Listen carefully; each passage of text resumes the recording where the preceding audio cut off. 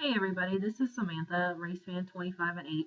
I just wanted to get started on my video for PBIS. I'm working with another person. The two of us decided to split it in half. So I'm going to go over part of it with you and my campus experience with PBIS the past 6 or 7 years or so. These are all the documents and things that I have put in the folder for our eduPD on Tumblr. I have a presentation here and several documents, and I'll tell you more about them as I go through the presentation. But let me go ahead and click in and get started. And I apologize if I sound funny. Let's see here. Let's go ahead and go in present mode. All right, so 3 tiers and personal experience with PBIS. Just a little bit about me. My name is Samantha. I work at Port Allen Middle School. I'm about to start my 7th year there. I taught a little bit beforehand before I got there, but this is my 7th year there. I've taught a little bit of everything. Right now, I'm going into my 2nd year as a librarian and media specialist. I run the media center, and I work with the teachers on their technology and everything that they need in their classroom with technology. It's a lot of fun. I get to go in and out of classrooms quite a bit. I really enjoy it. This year I'll actually be teaching a few classes more than usual due to some scheduling changes, so I might be teaching science again as I also work as a librarian and media specialist. I've taught 5th grade, I've taught 7th grade science, which I might be teaching again this year, reading, information resources, so a little bit of everything. I just want to give you an overview of the presentation. I'm going through the presentation with this video because I feel like I can go more in depth in the video than I could on a presentation slide. So this is just kind of a rough outline. The video is going to be a lot more information for you. All right, so let's jump in. PBIS, Positive Behavioral Intervention Support. You may see the PBIS or you may see SWPBIS. That means school-wide PBIS. I've been involved with PBIS ever since I started at Port Allen Middle. I was on the team that we started in 2008 to help implement PBIS on our campus. I helped create the lesson plans, the expectations for the areas, but I'll get a little bit more in depth with that later. There are 3 tiers or levels with PBIS. You have the primary level, which is school-wide. This is the whole population. We're talking about the whole student population. Secondary level is more of a certain group, a certain small group of students. The tertiary level is individual students. Those are your extreme cases. I'm going to talk a little bit about each level in a second. Our primary level, this is universal interventions. About 80% of your students on your campus will fit into this primary tier alone. Okay. Part of that tier, there are several things that you need to do with that tier. Your team is the one that really helps implement this and help the teachers understand more PBIS. All right, so you have your school-wide behavioral expectations, rules and routines for certain areas of the campus to prevent behavior issues.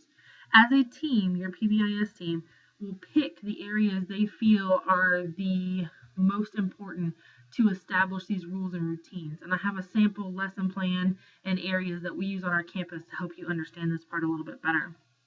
Also, you want to label appropriate behavior and actions. You want your expectations, your appropriate behavior to be actions, things that the students will actually do in these areas. Once you come up with the area, what do you want the students to exhibit in that area? What positive behavior do you want them to exhibit? It's always positive, hence the P in PBIS, positive behavior. So once you come up with those areas, you want to think, what do you want your students to do in those areas, those positive behaviors? Do you want them to walk on a certain way down the hall? Do you want them to sit a certain way? Do you want them to keep their hands and feet to themselves? Things like that. Teaching appropriate behavioral actions. Once you get the area, once you get your behavior expectations and the actions, then you decide how you want to teach this to the students. They have to know. You can't just assume they're going to know it. They have to be taught. Team decides how to teach the students the behavior they need to exhibit. This is when you create those lesson plans. We have 4 on our campus, and I'll show you those a little bit later. There are 4 lesson plans that we use at the beginning of the year, after Christmas, and after any other long break to help refresh the students on what they need to do with their PBIS procedures.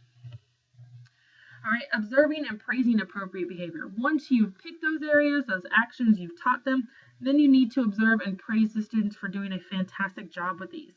All right, the team decides how to reward the students for displaying positive behavior. And you can come up with so many ways. We have Pams Books on our campus that we use to pass out to the students. We have parties, we have a shop, we have all kinds of stuff. And like I said, I'll go in more depth with that later on what we do on the campus. Our secondary tier, okay, we've moved up. Our primary tier is everyone on campus, every student on campus is expected to follow those PBIS procedures. Well, then you have those few kids in those groups that they try, but they still have a hard time. These are about 15% of your student population.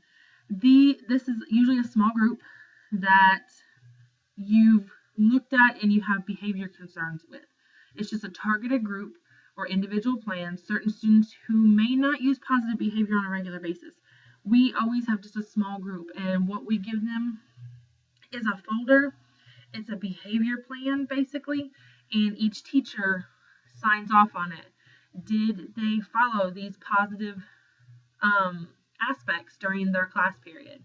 And I'll talk about what our plans look like and what is in there. We have PAMS, practice respect, act responsibly, model teamwork, and stay safe. They need to exhibit all 4 of those during a class period, and the teacher gives them a rating of a 0, 1, and 2. 2 is awesome, 0 is not good. So, and then they give them a little note, a little positive pep talk on their paper, and the students are required to check in and out with a staff member at the beginning and end of the day with these plans on their secondary tier. Your tertiary tier, these are your intensive individual interventions. This is only about 5% of your students. We only have a few kids that meet this criteria. These are extreme cases. Some of our cases are anger management cases. They need some time away from class. We use special passes, and they're not given out a whole lot. They're only given to certain students that we feel need to get out of the situation before something happens. And it's an anytime pass that they're allowed to use to go see the assistant principal, the principal, a counselor, somebody they can talk to diffuse a situation or get out of something that may become, a major consequence, a major action, lead to a referral or time out of class for several days. So those are the different levels, and they all connect with discipline, which I'm going to talk about here in a little bit. So a little bit about PBIS at Port Allen Middle School. And I know I'm going a little bit fast. I don't want to make the video too long for y'all to sit here and have to listen to me run on and on and on and on. But please feel free. At the end, I have a little slide where you can post your questions or comments, and I will definitely get on to those when we do our Google Hangouts later on this week that I have planned. Okay, so these are a few things that I'm going to go over with Port Allen Middle School and what we do on our campus and how it effectively works, because PBIS works really well on our campus. The kids, it's a buy-in. You've got to get the kids to buy in, and the only way you're going to do that is if you as a staff and the teachers have a buy-in to it as well. Okay, when they see that you're pumped up about it, that you're all for it, they'll be willing to, put those positive behaviors out and really do what they need to do to get those rewards. Okay, so your PBIS team, you have a team leader. Excuse me if you hear my cat. She's pitching a fit. She likes to meow every so often. You have a team leader. Ours is usually an assistant principal, or a counselor. Somebody with that level, because they have more freedom during the day than a teacher does, to assist in certain things with PBIS. We have teachers. We ask certain teachers to join the team. We used to do it by grade level when we have 4 grades on campus. We used to be a 5th through 8th, but now we're 6th, 7th, and 8th. We try and get different subject areas involved, different people involved, to get more creative ideas and get those juices flowing on how we want to reward the students and give them that positive feedback. All right, our meetings are held about once a month.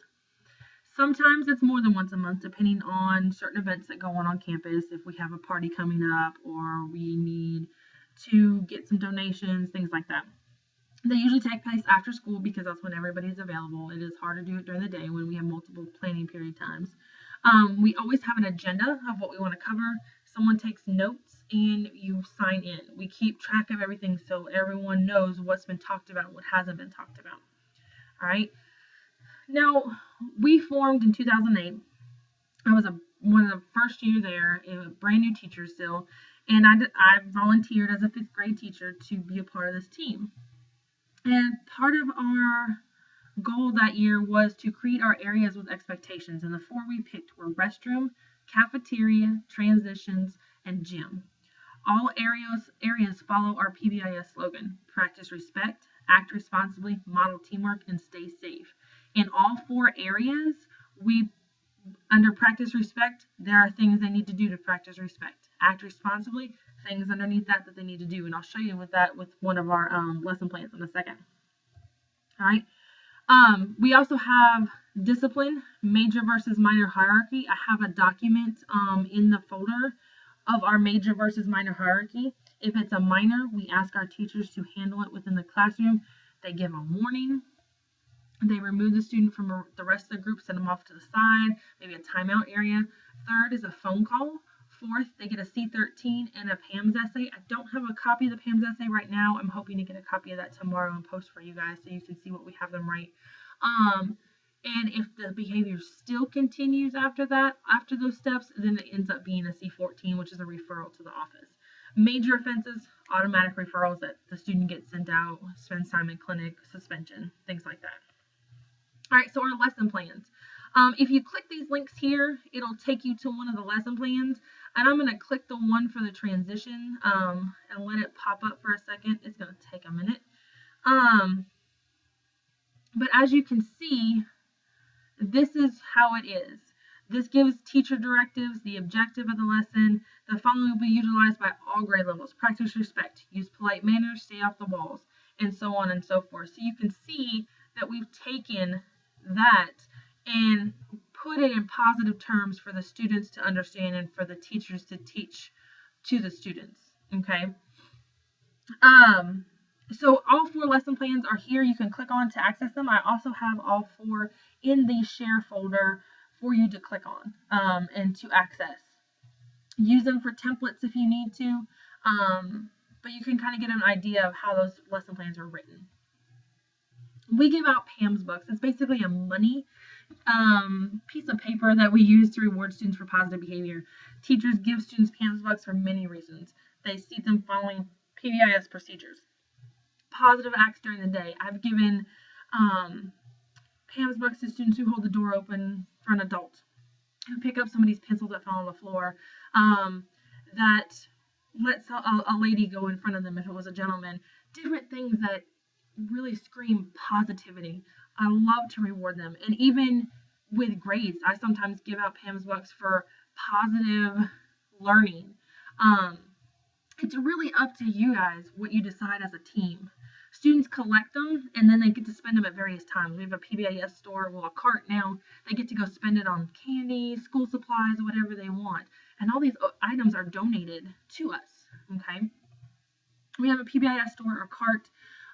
We also have a referral free party, one each semester. The kids that do not receive a referral at any time during that semester are allowed to attend, and we usually have over 100 students that attend out of our 210 kids that we have on campus. Sometimes they can buy concessions with their Pams Books at a referral free party.